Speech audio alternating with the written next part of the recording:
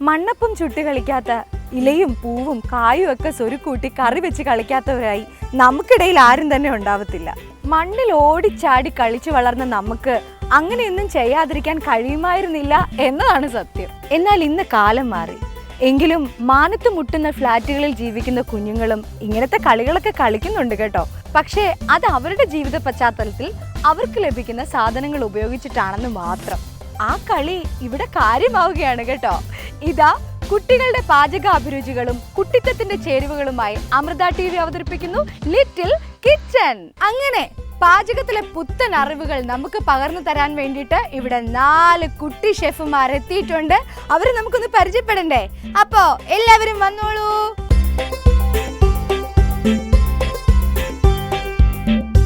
എൻ്റെ പേര് ലക്ഷ്മി. ഞാൻ 3rd സ്റ്റാൻഡേർഡിലാണ് പഠിക്കുന്നത്. വിദ്യാഭ്യാൻ ചന്ദ്രാപ്പിന്നി. ഞാൻ തൃശ്ശൂരിൽ നിന്നാണ് വരുന്നത്. എനിക്ക് കുക്കിംഗ് ഭയങ്കര ഇഷ്ടമാണ്. എൻ്റെ പേര് ശ്രദ്ധ ആൻഡ് പ്രശാന്ത്. ഞാൻ ഹോളി ഏഞ്ചൽസ് ISC നന്ദൻകോലിലത്തെ സ്കൂളിലാണ്. എൻ്റെ വീട്ടിൽ ഞാൻ കുക്ക് ചെയ്യാറുണ്ട്. എൻ്റെ അമ്മ എല്ലാം സഹായിക്കാറുണ്ട്.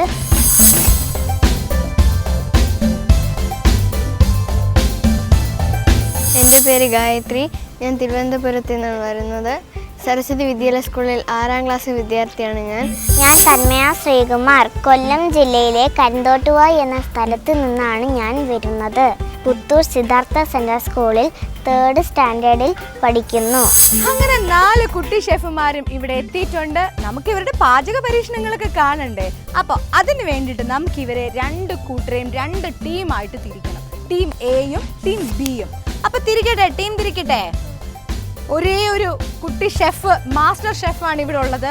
ഷെഫിനെ നമുക്ക് ഇങ്ങോട്ട് വിടാം. അപ്പോൾ നിങ്ങൾ ഒരു ടീം കേട്ടോ, നിങ്ങളൊരു ടീം. അപ്പോൾ ഇവരാണ് നമ്മുടെ ടീം എ. എൻ്റെ ലെഫ്റ്റ് സൈഡിലുള്ള ഇവരാണ് ടീം എയും, ഇവര് ടീം ബിയും. അപ്പോൾ നമുക്ക് നമ്മുടെ ലിറ്റിൽ കിച്ചണിലേക്ക് കടന്നാലോ? വന്നോളൂ.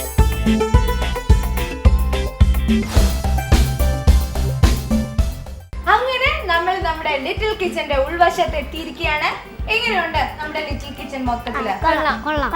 പക്ഷെ നമുക്ക് ഇന്ന് ഇവിടെ ഒരു വിശിഷ്ട അതിഥിയും കൂടെ വരാനുണ്ട്. അത് ആരെന്നറിയണ്ടേ?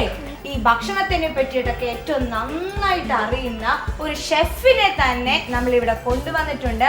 ഹോട്ടൽ ഉദയസമുദ്രയിലെ മാസ്റ്റർ ഷെഫാണ് അദ്ദേഹം. അദ്ദേഹത്തിന്റെ പേര് റെനോൾഡ്സ് എന്നാണ്. നമുക്ക് അദ്ദേഹത്തിനെ സ്വാഗതം ചെയ്യാം. അപ്പൊ കൈയടിച്ചേ. ഇനി ഇവരെന്താണോ ഉണ്ടാക്കാൻ പോകുന്നത് സാർ ചോദിച്ചാൽ? നോക്കാം എങ്ങനെ ഉണ്ടാക്കണം നോക്കാം. 2 കൂട്ടർക്കും തരുന്ന ടൈം എന്ന് പറഞ്ഞത് 10 മിനിറ്റ്സ് ആണ്. 10 മിനിറ്റ്സിന്റെ ഉള്ളിൽ നിങ്ങൾ ഈ മത്സരം അവസാനിപ്പിക്കണം. ഓക്കെ, അപ്പൊ നമുക്ക് സ്റ്റാർട്ട് ചെയ്യാം. Your time starts now.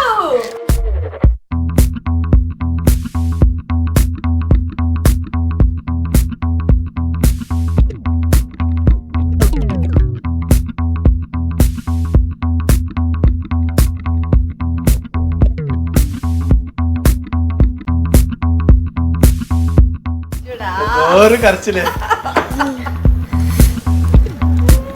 Uncle സഹായിക്കണോ? സഹായിക്കണോ?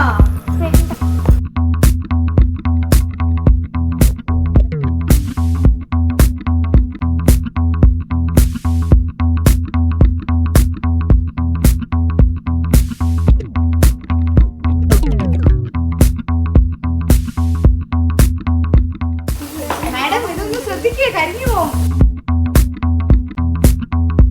ഇവർക്ക് സമയത്തിന്റെ ആ ഒരു എന്താ പറയാ ഭയങ്കര സ്പിരിറ്റ് ഉണ്ട് അല്ലേ?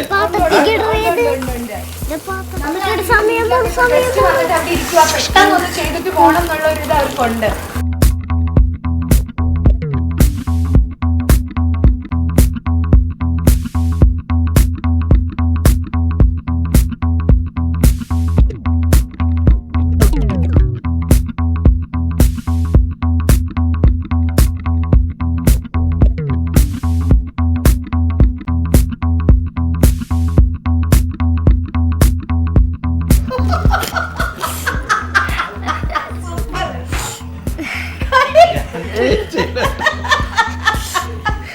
അയ്യോ, അത് ചിക്കൻ കഴിക്കില്ല.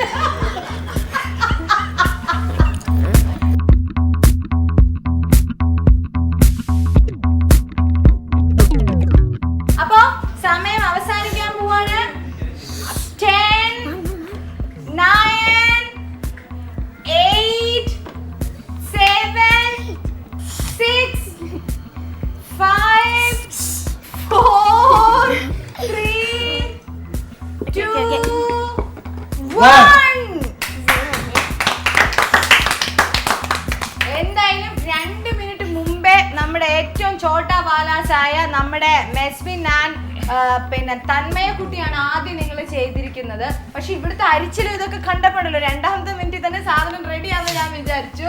എന്തായാലും വലിയ കുഴപ്പമില്ലാണ്ട് അവര് വളരെ നല്ല മനോഹരമായിട്ട് ഗാർണിഷിംഗ് ഒക്കെ നടത്തി അവതരിപ്പിച്ചിട്ടുണ്ട്. അപ്പൊ നമുക്ക് ഇതൊന്ന് നോക്കട്ടെ.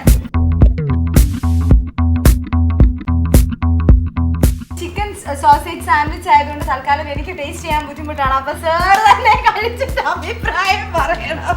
ഞാൻ നോക്കുമ്പോ കയ്യിലൊക്കെ എടുത്ത് നമ്മള് വാർണിഷും സാധനങ്ങളൊക്കെ തേച്ച് പിടിപ്പിക്കില്ലേ, അതുപോലെ തേച്ച് പിടിപ്പിക്കുന്നുണ്ടായിരുന്ന ആൾക്കാർ. എന്നാലും ഞാൻ ഭയങ്കരമായിട്ട് നിങ്ങളെ അപ്രീഷിയേറ്റ് ചെയ്യുന്നു. കാര്യം എന്ന് വെച്ചാൽ ഇവരെക്കാട്ടിലും മുൻപ് 8 മിനിറ്റ് ആയപ്പോ തന്നെ ഇവരുടെ പ്രോസസ്സിംഗ് എല്ലാം അവസാനിപ്പിച്ചു. കൺഗ്രാറ്റുലേഷൻസ്. അപ്പൊ സാർ ഇനി ഇതൊന്ന് ടേസ്റ്റ് ചെയ്തിട്ട് അഭിപ്രായം പറയണം. ഇത് നിങ്ങൾ ചെയ്തതെല്ലാം ഭംഗിയായിട്ടൊക്കെ തന്നെ ചെയ്തത്. പക്ഷേ ഇവനെ ഒന്നുകൂടെയൊക്കെ ഒന്ന് ഭംഗിയായിട്ട് ചെയ്യാം. വീട്ടിൽ പോയിട്ട് ഒന്നുകൂടെയൊക്കെ ഭംഗിയായിട്ട് ചെയ്ത് നോക്കാം.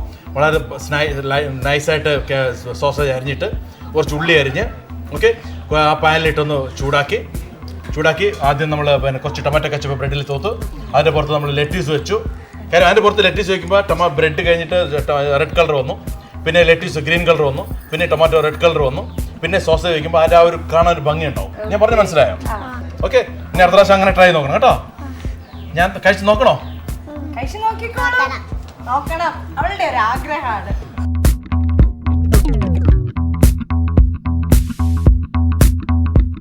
കൊള്ളാം, പക്ഷെ ഉപ്പ് കൂടില്ല. ഉപ്പ് എപ്പോഴും ഇടുമ്പോഴല്ല, സ്പൂണിൽ കോരി ഇടരുത്, കയ്യിൽ എടുത്തിട്ട് സ്പ്രിങ്കിൾ ചെയ്യണം. ഇവിടുത്തെ എന്താന്ന് നമുക്കൊന്ന് അഭിപ്രായം നോക്കാം. ഇതെല്ലാം ഇങ്ങനെ വാരി കൂട്ടി വെച്ച പോലെ ഉണ്ട്. നമ്മൾ ഓരോ ലെയറായിട്ട് വെച്ചിരുന്നെങ്കിൽ ഞാൻ പറഞ്ഞ ലെയർ വെച്ച് കാണാൻ കൊണ്ട് ഭംഗിയുണ്ടാവും. പക്ഷേ ഗുഡ്.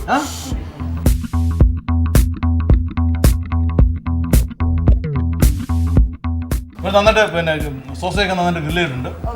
കുറച്ചുകൂടെ നന്നായിട്ട് അറേഞ്ച് ചെയ്യാമായിരുന്നു. വേറെ എല്ലാം ഓക്കെ ആണ്.